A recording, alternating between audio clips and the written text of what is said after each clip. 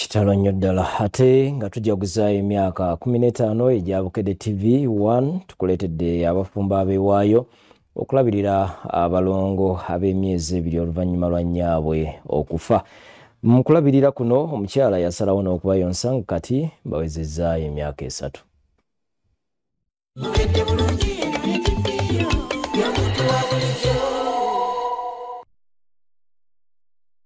Nga 12 omwezi ogwokubiri omwaka 2022 twakulaga emboozi ya Sekulima Julius ne Josephine Nalubega. Sekulima beewayo okutwala obuvunaanyizibwa okulabirira abalongo abali bazaaliddwa. Omugoberezi waabwe n'afuna ekyamu ku mutwe ate ebyembi n'afa. Nengeri omutwe gye gutabusemu nga tulaba abaana agenda basuulawo. Ne tugamba omwami wange n'angamba abaana abo twakole ki? Tubalere. Tulinde bwana abavudde mu ddwaliro tukole ki?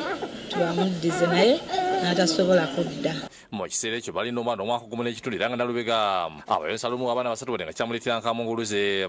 Kujjako bwe mba nga sifunye bulungi byakunywa nnyinza okufunamu akamunguluze katono era nga bw'omanyi obulamu bw'omuntu bwe bubeera. Kati ebyo ebisinza okutuleeta tubeere nga tufunako ku bugabirizi ate nsobole okubayonsa abaana beeyongeremu okukula. Besitula ne bajja no ku Bukedde TV okulajanira abazaalisa sabayambe kuba ebyokozesa byali byekubyampi. Wadde mukyala wange yaba wadde obulamu obw'okuyonka amabeere ne obusobozi mu bulamu tetubulina kubanga tulinanga ebyokubaguliranga pampa buli lunaku. Emboozi yakwata ku bantu bangi myaka 15 egya Bukedde TV olw'engeri y'omuntu yeewayo okuyonsa abaana batali babe ate nga balongo.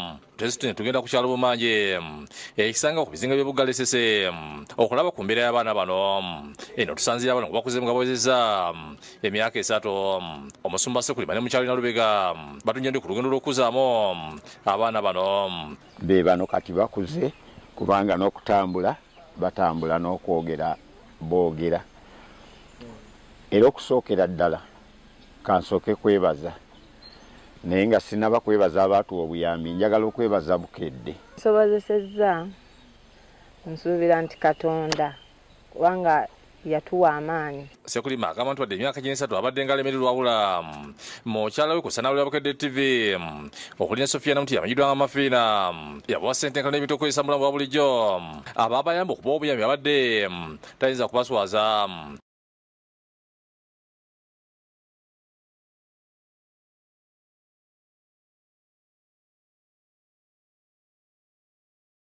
Nga nzijukiramu n'abampa obuyambi bwe twali nga tugenze ku Bukedde ne kimpa amaanyi obutaleka mulimo mu kkubo nga ngamba wadde bwaggwawo naye era balina kye baakola kangende n'omulimo mu maaso Katonda ajja kubaako ekirala kyayamba. Abaana kati bano yabatuuma ba Bukedde TV olw'ekyo kyeyamukolera.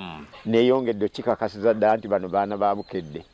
Ye Bukedde yinza obutamanya ennyo kye yakola naye nga ffe tukimanyi kye yakola. Nalubega Sekulima yayonsa abaana bano asabye abantu okubeera n'omutima oguyamba nga tebasuubira kufunamu nnyo. Nti okole ekintu newankubadde nga tulina kyokola ki kyokisuubiramu. Kuba naffe twali tulera abaana bano ffe twali tusuubira ekintu kimu era nze kye nali nsuubira nga njagala bakule bave mu mbeera eyo gye bakola ki. Agamba nti baagala abaana bano basome era nga bano beetaganya bazirayisa kyokka alazinga bebasanye okuyambi bafuna empapula ezibawa abaana bano mu bujjuvu. Kati omuzira kisa bw'aba nga gy'ali ekyamazima tumwetaagira ddala olw'okuba nti twabeera n'abaana nange ne mbawa ku mabeere gange mpulira ddala nga mbaagala nnyo saagala bakole ki banveeko naye bwe mba siina mpapula ezo zoogera nti abaana bano bange tubazadde mu mateeka waba waliwo ekyabulayo. Omusumba Sekulima agamba nti wadde nga baagala okuyambibwako si beetegefu kuba muntu yina abaana bano ng'amwe baziba bakubira amasemo kuba bayisemu benje. Kubanga naluli twafuna abantu bangi abaagala otuyamba naye nga bagamba mmwe nga bwe muteesobola abaana mu bampe mbatwale naye naffe abaana tetwabazaala baabatuwa buwi bw'oba ogenda kumuyambako oba kumusomesa nga tujja kusigalanga nga tubeera naye mu budde obusigalidde. Samuel Nkuba yakusakidde eggulu ku lwa Bukedde TV.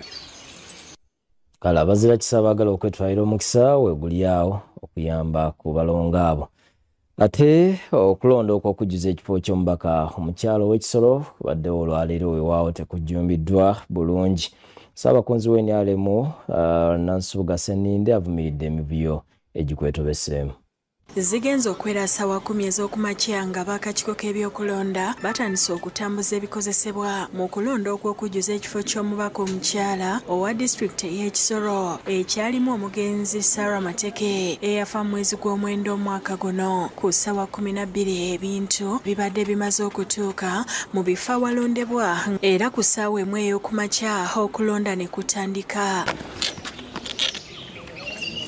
Abantu basose kuba ba muswaba wabula oluvannyuma beeyongeddeko era akwatidde NRM Bendera Rose Kabagenyi alondedde ku ssomero lya Gikoro Primary School ekisangwa mu ggombolola y'e Nyakabande mu constituency y'e Bufumbira East.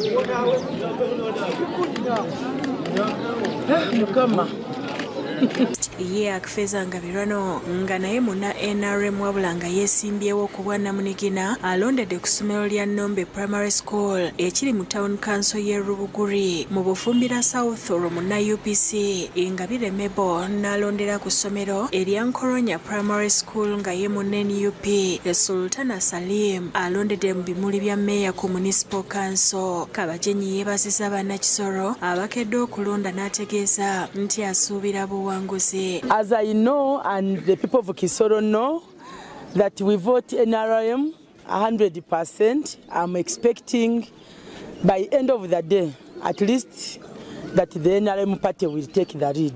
Abadde awerekeddwako akulira abakyala mu NRM Lydia Wanyoto nga naye aliko byayogedde. Twagala kwesima abantu b'Ekisoro n'abakulembeze bonna n'abakandidate si baffe bonna lwakuba ne party endala zaateddewo bakandidate okulaba tukwatidde wamu campaign n'eggwanga ya mirembe. Ye akifeza ategeezezza nti babakanye n'eddimu ery'okukuuma akalolo kaabwe kaleme kubbibwa nga ayogedde ne ku mivuyo egyeyolekedde mu kulonda naye n'alaga essuubi nti waakukawuuta bufa. I hope to win with a big margin.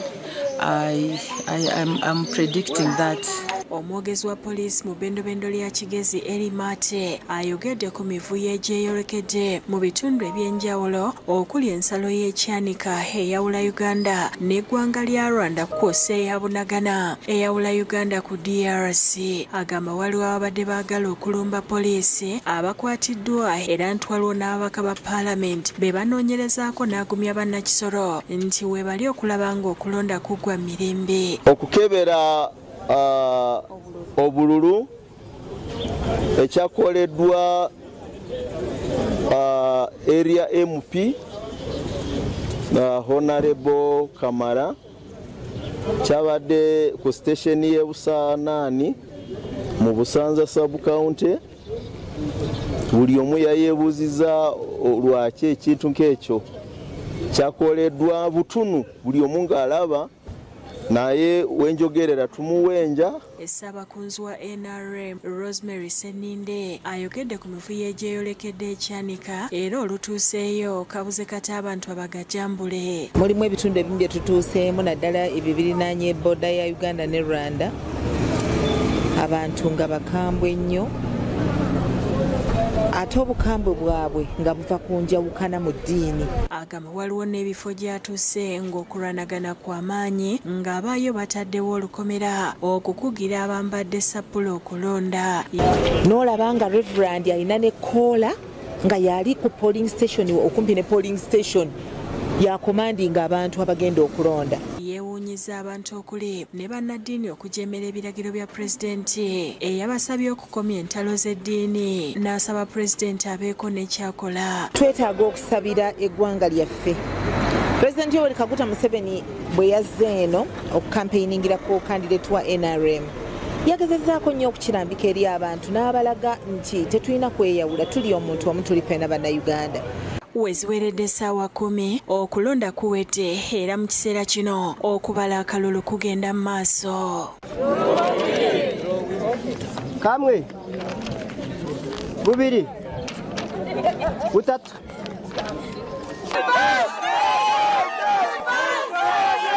Okubala obululu we kuwedde ne boolekera ku kitebe kya disitulikiti Ekisoro okugatta gye kugenda mu maaso. Abdu Muwonge yakusakidde eggulire lino ku Rabukedde TV.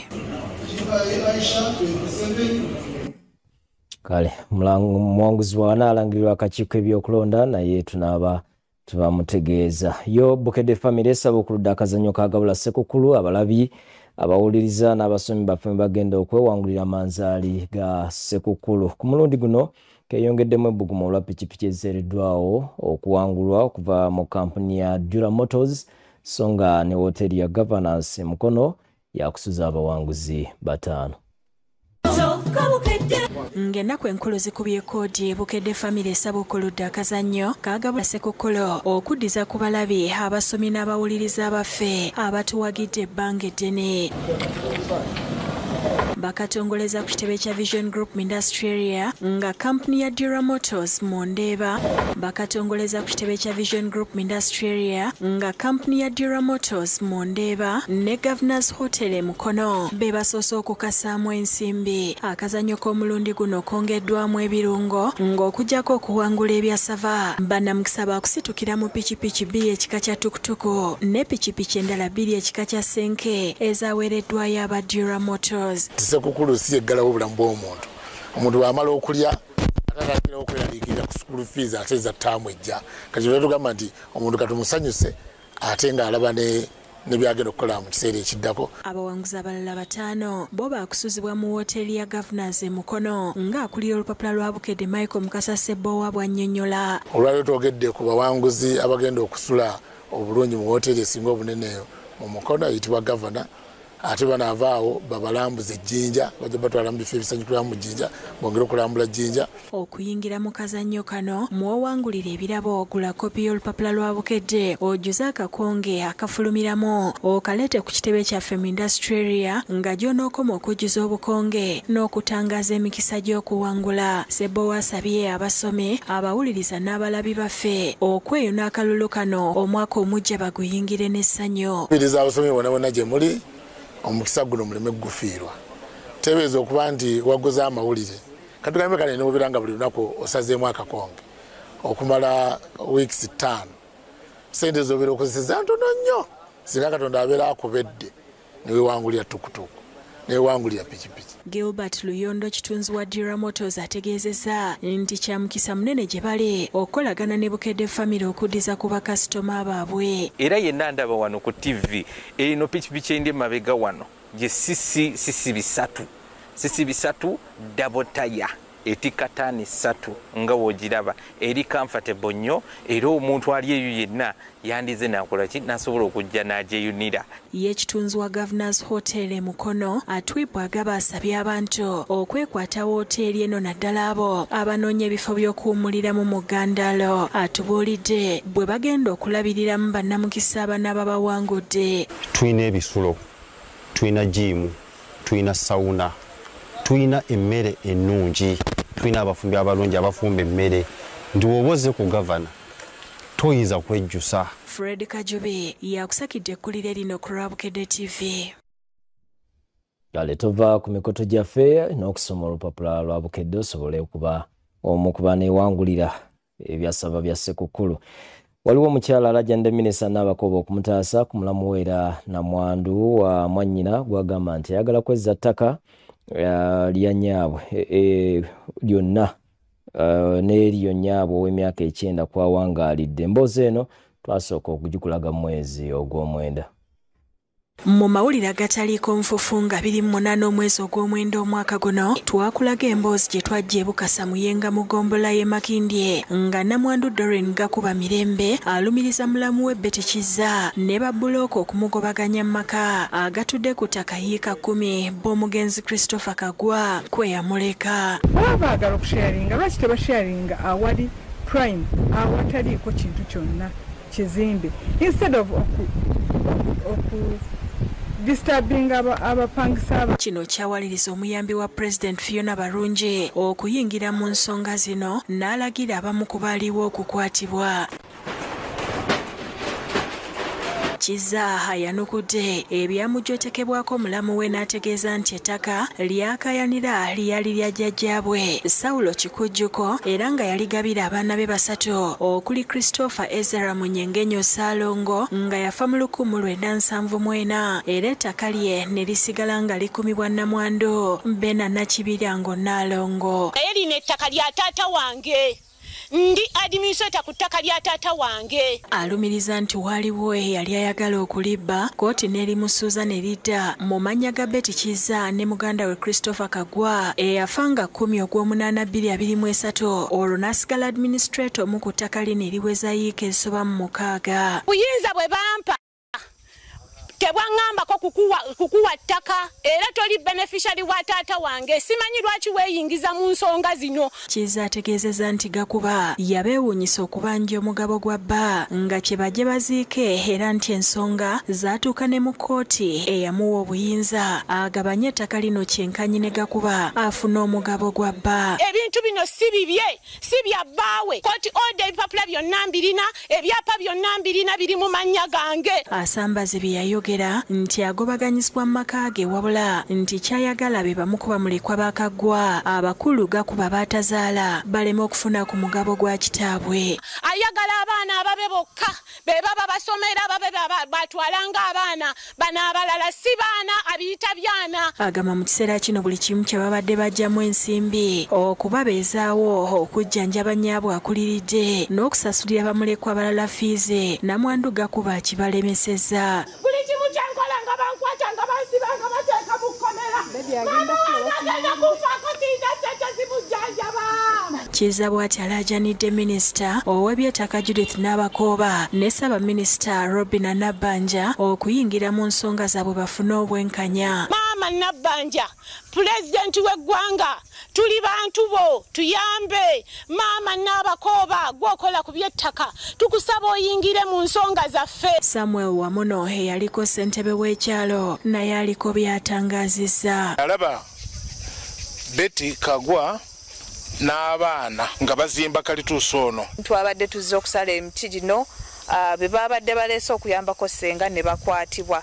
Tubadde tusaba bwe kikwatako mutuyambe. Maria Nantumbwe yakusakidde ekkulire lino ku Rabukedde TV. Ate olwaleero tugenda kusooka tummulemu tugenda kudda n'amalala. Kano obukwakulizo bigobererwa Shell Go Well. Abeka 10 ba sente 21 nga betekera president enkya agenda kugulawo enkola y'okulimira kuyiika nnya.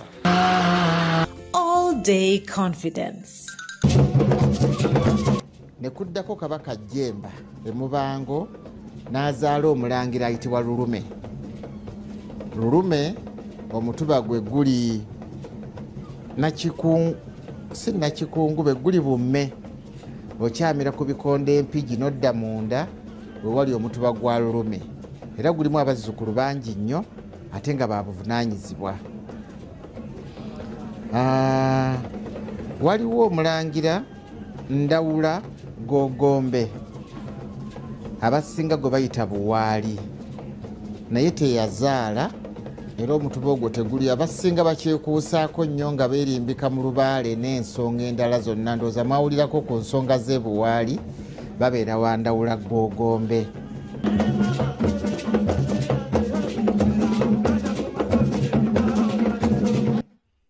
Kwebaza okubeera naffe bwe tweyongerayo n'agataliko nfuufu amalala omuvubuka aludde ng'afera abantu n'abaggyako amasimu gaabwe n'agatunda akwatiddwa. Ono amazeeko abasirikale ebyewungula bw'abategeezezza bw'akikola era nti gwe mulimu ogumubeezaawo n'ab'amaka ge bamukwatidde nateete.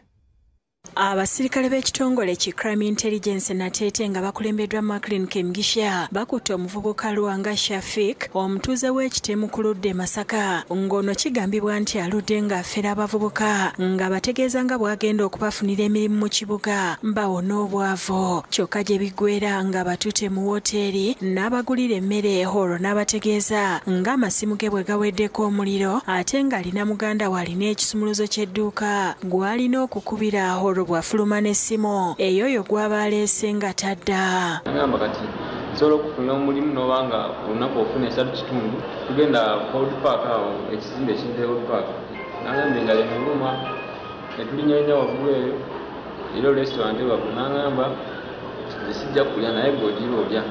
Then n'agamba simu eriko sente n'agamba tekuli n'agamba kanteekeko era gwenya okubira era nteriko omuliro kati ye feke n'agiwezeka ku tebo bwali n'ateekako ekyebitaano.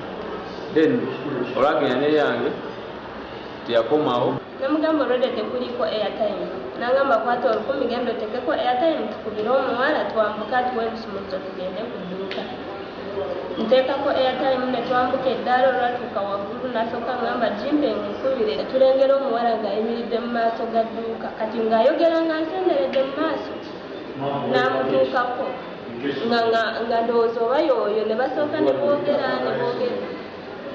kati nagenda okwekyusa bwendi nga taliiwo. Omu ku bavubuka gwe babbako essimu abadde atambula mu bitale Nateete yalabye Lwanga n'atemya ku basirikale abamukutte era ne bamutwala ku poliisi e Nateete. Leero nfuna chance nemulaba nemwikwasa nemutwala nemuleetaano ku poliisi. Bw'atuuse ku poliisi amazeeko abasirikale ebyewungula bw'abategeezezza nti okubba ku bantu amasimu gwe mulimu gwakola era nti atambula ku nguudo ez'enjawulo nga bw'alimbalimba abantu okutuusa lw'abamatiza. Nokola ki? Banga yogerera ku kuyo awo nengenda. Wakabba bameka? Bali bali basatu. Basatu zafani kwa amazimu basatu.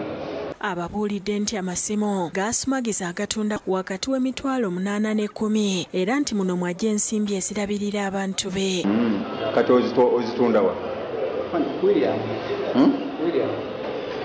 William. Maduuka maki? Wasanga okutona bano William. Omusango sigayimiridde awo.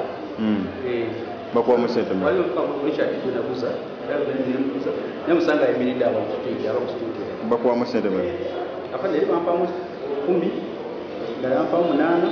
Ono alabiddwako nga tulukuka entuuyo n'asaba abasirikale okumusonyiwa kubanga alina obulwadde bwa sukaali era nti tali kiddira.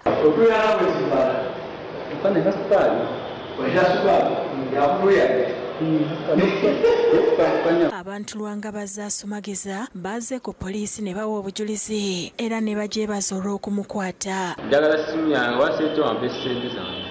Lwanga akumibwa ku poliisi y'e Nateete ng'okunoonyereza bwe kugenda mu maaso era essaawa yonna waakusimbibwa mu kkooti avunaanibwe. Martin Kiza yakusakidde eggulire lino ku Rabukedde TV. Ate olwaleero mu kanyomero k'omukenkufu atuleetedde ebirime ebimanyiddwa nga cloves omukolebwa Pirawo Masala. Ennima ya bino kimu ku byagenda okubangulamu mu mwoleso gwa Great Sundowner nga 24 omwezi guno.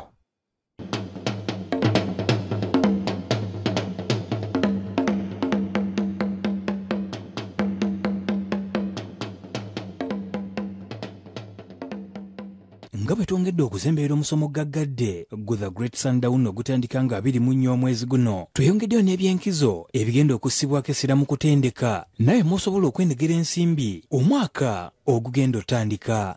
Ekirime kino ekiyitibwa kalafu oba cloves kye kivaamu Pirawo Masala, ekirungo ekiri ku katale buli w'olaga olwakaloosa abasinga ke bakozesa naddala mu muceere. The Great Sundowner ey'omulundi ogw'omwenda ebeera etuuse era nga bwe nabagamba nti omukenkufu Nyanzi Julius ebintu tubiteeka mu nkola nga bwe mubirabye byonna bwe bigenda okubeera ennaku z'omwezi nga 24 wali ku hoteli Victoria. Ate abantu bagamba omukenkufu ayimiridde mu mituba kiki ekyo? Yono kalafu gwe mbagambye nti buli anajja mu musomo agenda funayo endekwa ya kalafu.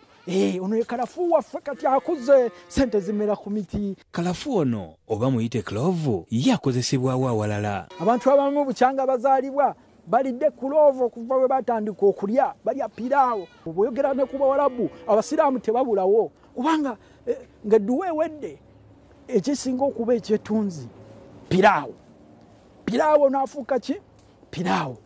Abasiraamu baagala nnyo Pirawo naye ekirungo kye kikola Pirawo. Kalafu oba kulovu gwe bateekamu eddagala ly'amannyo tukolamu oyiro ono tonyezaako omulinnyo erinnya erikuluma clove oil tumujja mu kalafu ono. Ate abalala powder bakola ebirungo ebya chai, ebirungo bya chai kapawuda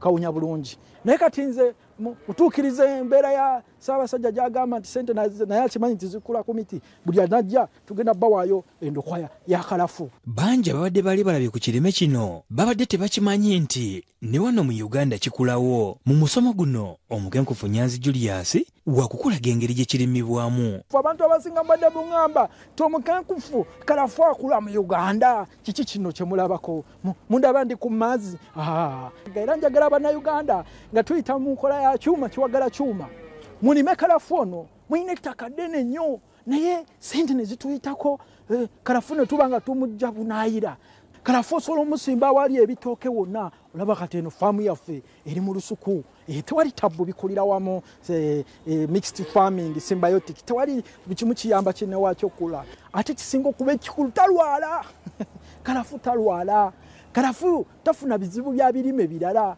kalafu talina bya bufuzi tetwetaaga simanya kitongole kumutunda kalafu sente ofuna nusu ku nusu wegende nakasero genda muwino kilo ya kalafu mitwale 5 oba toyina 5 tebakuwa kalafu akuyambye nakusalirako atunde emitwale 3 nenga omuti guno nga wegulaba kuvaako clove kira 2 mu mwaka kati buli kilo bwe baya mitwale 3 kitegeeza ogenda funa emitwalo 6 ate nga clove atandika okubala bwoba omuwadde ebigimusa ng'omulabiridde bulungi ne ku myaka 3 asobola okutandika okubala naye nga abalira ku myaka 5 naye bw'omugimusa ennyo nga bwe buwulira ti kigimusa ayanguwa mangu era bw'amala okubala akuwa amakungula buli mwaka asobola okuwa emirundi 2 naye n'owaba akuwadde omulundi gumu tewali tabbu sente naawe njagala zimereewo ku miti ng'ojja mu the great sundowner ate ojja kuvaayo n'endokwa ekyuma kiwagala kyuma genda oyite munno ajje mu sundowner tiketi waziri ku Prof Bio Research mujje tuyige mujje tusome anti luno lwoya lwa munyindo ng'olina odwejjamu olabe ng'okyusa ebyobulimi bwo bikutwale kuleveddako. Leka y'omu ku mulamu okwo bwe tweyongereyo n'amalala mu mboozi ezikwata ku myoga olwaleero tukulaze engeri ababodaboda e Lubabo Lukungiri bwe baganyuddwa mu nsimbi ezo. Lubabo bodaboda emyoga sako esangibwa mu Gombola Nyalushanje e Lukungiri nga baafuna obukadde bw'ensimbi 3 mu mwaka gwa 2021 ne batereka obukadde obusoba mu 289 n'okugulira bammembazi baabwe bodaboda bwe babadde basisinkanye bannaabwe okuva mu bitundu okuli Bukedde Bugisu ne Sebeyi batubulidde butya bwe beekulaakulanya mu bbanga ettono. Tukozere bihango ahabo kwatwayo ntwiha arba members bitu abaye batwire mu kampani ezindi bakuriya yoroni za bodaboda hati ntuzubaha so far twine saturation twine mu bodaboda 15 kandi 16 ntwenda kugigabera izoba. Benga manya Kalebu Kabayo atubulidde nti ng'ojjeko okugulira bammembazi baabwe bodaboda era bawola n'ensimbi ez'okwekulaakulanya ku miwendo egya wansi ennyo ekintu ekireesewo enkulaakulana mu kitundu kyabwe. Tuha esente groups individual loan tuha na group loan. Group loan tuha miliyoni kuriga hari yemwe kuza miliyoni 10 kandi abantu ba members bitu basevingire munonga kandi tubashoborire kintu bashoborekerwa konke kikubayamba muri gekyo no kugira ngo aho bakwetagira roni nibagitunga. Alazo okusomozebwa kwe bayitamu olw'aba members baabo okugana okusasula looni mbudde era basabye gavumenti ebongere ku nsimbi basobole okuwola abo bonna abeetaaga ez'okwekulaakulanya. Niho tushabire microfinance ngwe tuwongere miliyoni 10 obundi esente zitu zitubuuke omu client witu yana tushabaroni twanguhirwe kugira ekitwamuha kandi sima obundi abanyamakuru nimwe mutuyambira obundi kubura ejongeri ya gavumenti yesente za emyoga.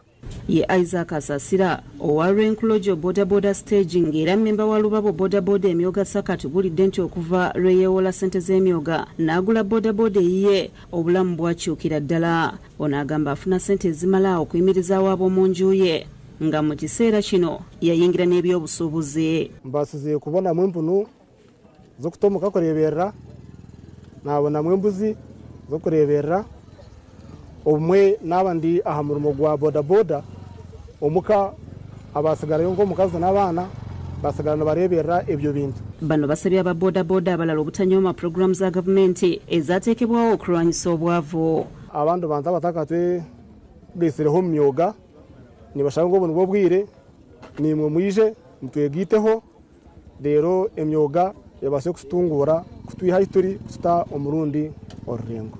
Boaz Tuhumule akulira emyoga mu bitundu eby'ekigezi agambye nti wadde balina okusoomoozebwawo kw'enjawulo pulogulaamu y'emyoga ekyusizza nnyo obulamu bw'abantu nkumi na nkumi mu disitulikiti y'e Rukungiri. Twongere ku bantu bashomesa kugira ngu saako nezaabo bazirebe nk'ezaabo babase kuzireberera gye then kugira ngu zibase okutambura kandi zibase kubagasira kwa saakwezi okuziteekaho kwazo n'okwo kugira ngu zakora obugiiga omu bantu kandi zabasa no kukoraho kukoraho emirimo omu bantu. Kale webale nnyo ate zo enteekateeka ziwedde mu bitundu eby'ekakumiro President yagenda olunaku olw'enkya okugulawo faamu ey'okulabirako mu nteekateeka ey'okulimira kuyiika ennya. Faamu eno ya minisita omubeezi w'ebyentambula Fred Byamukama. Bano basaze ente 21 zibagenda okugabula. Abantu mu bitundu eby'obunyoro basuze bulindalo okwaniza President Museveni agenda okugulawo enkola ey'okulimira kuyiika ennya ng'emu ku nteekateeka ez'okuggya abantu mu bwavu. Enteekateeka eno okusinziira ku bakulembeze nga bakulemiddwa Musaabaminisita Rubira Nabbanja, President wakukitongoleza ku kikwaya Playgrounds Kakumiro. Okutwala omugisa guno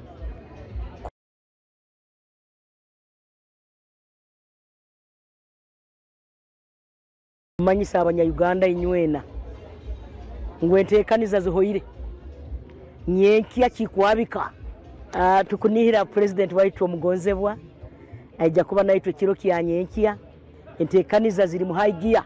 Nabbanja ategeeza President ogera mu kitundu kyabwe okutongoza enkola eno mukisa munene kusarante kukoraki kandi tuzesonziremu kabataka tuzesonzire awenko kagiresire waitoke yali leta wa nyowe naleta omukyere tumaze okuteekateeka enkya tumusuubira okujja wano. Fred Byamukama minisita omubeezi w'ebyentambula era nga mbaka obuganga East West agenda okukyaza President ku faamu ye eyakamanyira ategeeza nti beetegese bulungi. Tumanyi Bunyoro sub-region average the land holding capacity ziri 4 acres 4-5 kati bw'okozesa akataka katono ojjamu ekinene Kyanyago baali bamanyiddwa okuva edda nga ababbi baali bavudde mu bwavu omukolo batuwadde amatooka agasuuka mu 85 batuwadde omukyere batuwadde ente 21. Ate minisita w'ebyensimbi Matia Kasaija agambye nti ekiseera abantu okufayo ku nnyingiza yaabwe era batandikirawo kati. With 4 acres of land you can have 1 acre put in coffee, 1 acre put in grass for feeding cows. Ismail Kasoha yakusakidde Green kwa Kwede TV.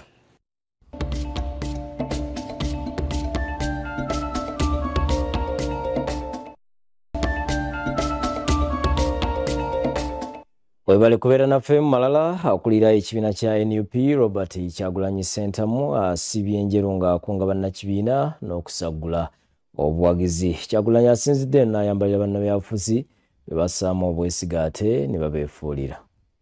Poliisi ya Lugazi egenze okuveza NUP ezali junior ali bategese nga basuubira akulira ekibiina kino Robert Kyagulanyi Ssentamu okusigula mu butongole yokka poliisi negano olw'okutya okutabangula emirimu mu kibuga kyaddira ekikolwa abakulira ebyokwerinda olwatudde buyuki nga beteekera okukyala kwa Kyagulanyi mu disitulikiti n'okuba enkuŋŋaana.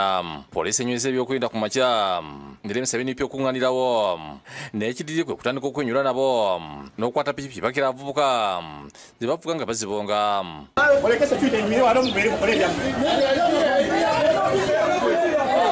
Kyokka Osi Hussein Musi ategeeza nti babadde bazinoonya bulijjo olw'okubalako abantu emirembe.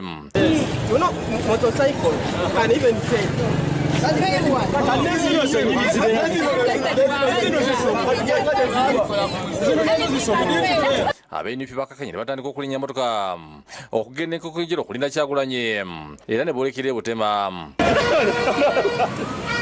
Kyagulanyi amaze kupya essaawa nga 3 okuva enkukunjiro okutuuka enjero ku kisaawe Butemba bayogereddeko era abawagizi be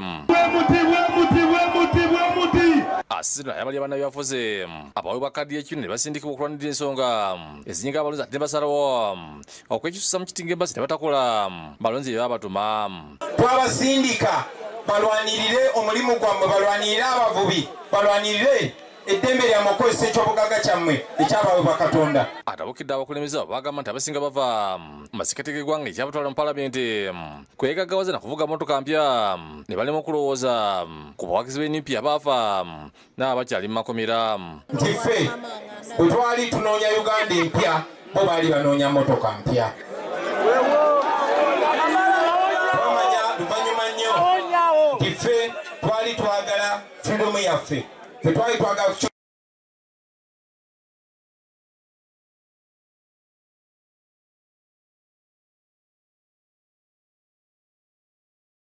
Lwabukadde TV. Ate omulamuzi wa kkooti y'e Nakifuma Gukina Peter asindise Makoma Yona mu nkomyo oluvannyuma lw'okumusomera omusango ogw'okwonoona n'okussaawo ebirime ebibalirwamu obukadde 22. Makoma Yona ow'emyaka 40 asimbiddwa mu kkooti y'e Nakifuma ku musango gw'okusaawa n'okwonoona ebirime by'abafamire y'omugenzi Levi Nsubuga Kasana Ndese Naggalama ebibalirirwamu obukadde 22. Omusango gwe yeegaanye. Omusango gunanibwa okutegedde. Sitema ku bitooke. Sibitemangako.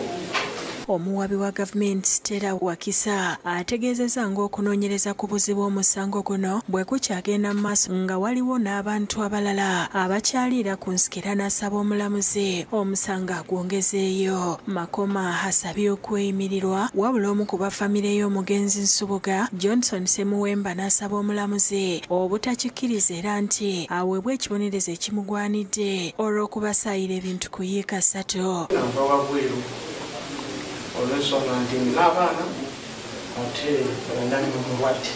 Tusaba omulamuzi omuntu ono agirenga aweebwa ekibonerezo ekyo olw'okuba nti waliwo okutiisatiisa kungi eri omukulu oyo. Obujulizi bwe bunaalaga nti alina kye yakola awo osaba kkooti emubonereze. So we have to listen to the prosecution and if there is need we listen to the accused person.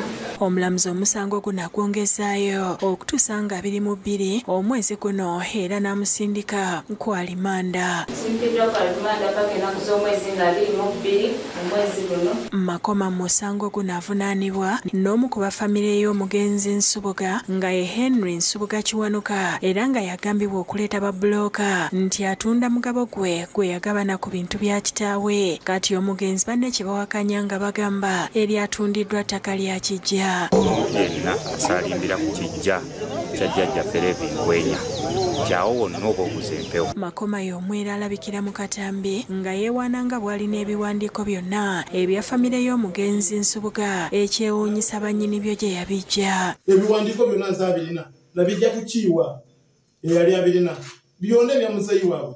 Bino bibeereddewo nga n'akulira akakiiko akalwanyisa obubbi bw'ettaka mu ggwanga Brigadier General Moses Luchamzi ayungudde basajja be abagenze Janda Muziroobwe ne bakwata omugagga Ali Sentongo ng'ono oluusi yeeyita Chemical Ali Semuwemba olw'okugobaganya abantu.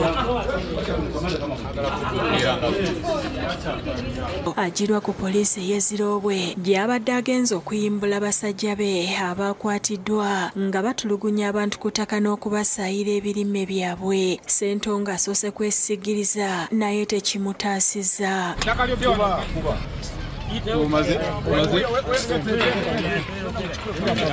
Bino byonna biddiridde muzeeyi Emmanuel Busuulwa okwekubira endoolo mu kakiiko ka General Luchamzi nga ayagala kajja ekyapa kye ekya yiika 22 ku Sentongo kye yamutwalako mu lukujjukujju ate n'atandika okusaayira abantu ebirime. Kirakimpolerera sinawe enusu n'emu ogenda mu kkooti bwe mugamba niwe empa ekyapa kyagaga genda mu kkooti negendako ne wa chairman ne mugamba tiwa Sentongo mugambe ampa ekyapa kyange ebitwalo era nebitiira ebyo. Kitegerekese nti Ssentongo aliko abantu be yaguza ettaka lino era gye buvuddeko ne RDC w'ekitundu yayingira mu nsonga zino.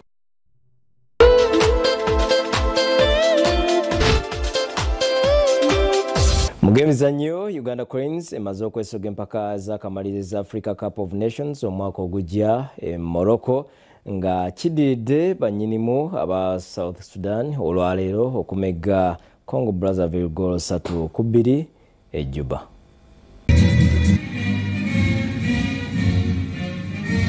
Uganda Cranes emaze okwesoga empaka z'akamalirizo za Africa Cup of Nations omwaka ogujja Morocco nga kino kiddiridde oluvannyuma lw'abannyinimu olwaleero aba South Sudan okumegga Congo Brazzaville goal 3-2 e Juba.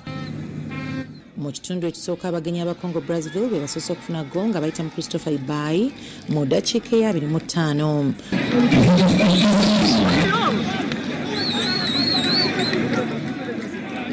Wabula mu ddakiika ya 31 Boni Zibon afunidde bannyinimu aba South Sudan goal ey'ekyenkanyi. Mu ddakiika ya 35 era Christopher Ibai azzeemu okufunira abagenyi aba Congo Brazzaville goal ey'okubiri ne gubeera 2-1.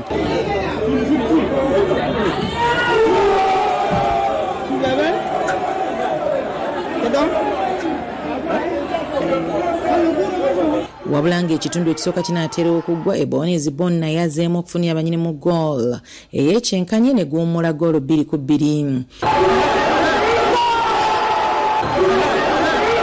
Omupiira guno gunaatera okuggwa mu ddakiika y'ekina-na-mwenya. Data Eli afunidde bannyinimu goal ey'obuwanguzi ne guggwa goal 3-2.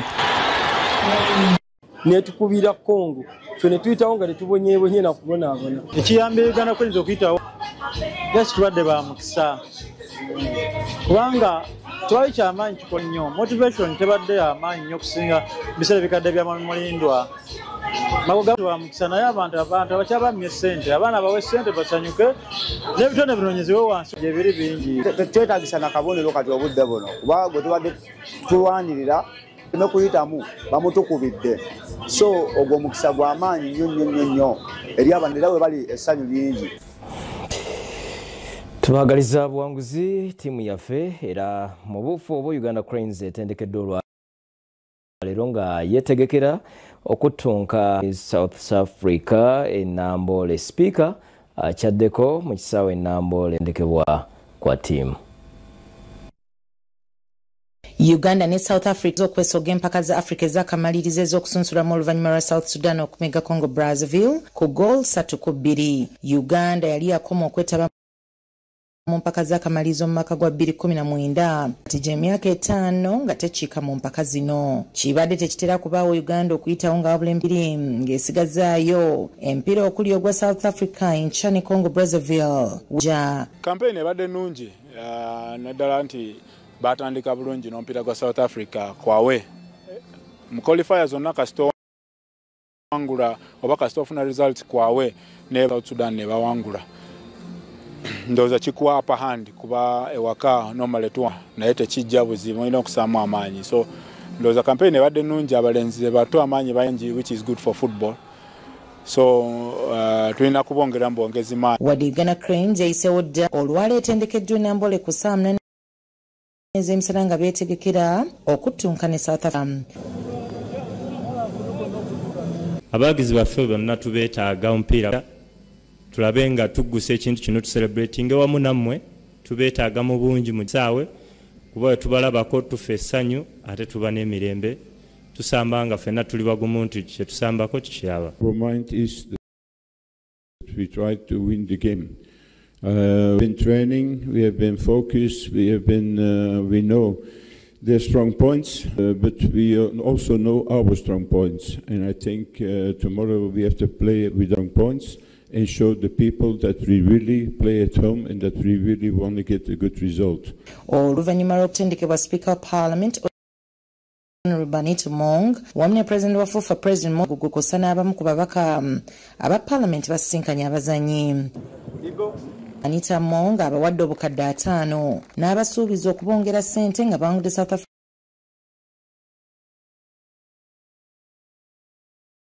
You know, you never go and visit your children.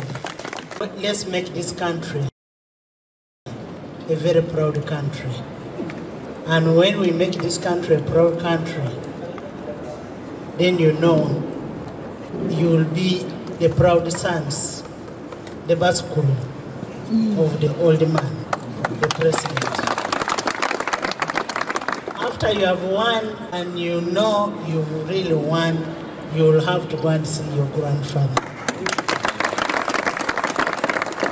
I want to wish you well and go back home, go back to the camp, pray to God to give you the courage to play tomorrow, the determination and the goodwill. Mu ngeri y'emu ne ttiimu y'eggwanga ya South Africa nga bakuleddwa mu mutendesi waabwe Hugo Brown nabo batuuse ennamboole ne batendekebwa. First and foremost, I want to congratulate South Africa as well as Uganda for qualifying, but that doesn't change anything coming out of this game. We want to finish the positive note. We've had a wonderful year, so we want to keep building on that. It's going to be a tough one. Okusinziira ku ttendekebwa okusembyeyo olwaleero omutendesi wa Uganda Cranes Port enkya agenda kutandisa mu Gol Ismail nga Mutsenge asuubira okukolamu enkyukakyuka. Kenneth Semakula, Aziz Kayondo, Bevis Mugabi bo ttiimu eya Cranes ey'enkya. Wabula ku luno Timothy Awany asuubira okutandika mu Fida Lwaliwa, Captain Khalid Awucho wa kudumina amakati ng'alimu ne Tadeo Lwanga kw'ossa ne Travis Mutyaba oluvannyuma lw'okusula Derek Nsibambi. Enkya Stephen Mukwala agenda kukulembera ekyoto ng'awerekeddwako Dennis Omedi Rogers Mato. Uganda nga basigaze ebiri ekulembedde ekibinja ekya 11 n'obubonero 10 okuva mu mipiira ena. South Africa eri mu kifo kya 2 n'obubonero 8. Congo Brazzaville eri mu kifo kya 3 n'obubonero 4 nga South Sudan esembye n'obubonero 3. Kwebaza okubeera naffe bwe gatyo bwe tugafuna ag'olwale n'okwagaliza ttiimu yaffe obuwanguzi. Nze kuteesa Julius tubadde ne mulungi mmeba kozesa obubonero so bulungi weeraba.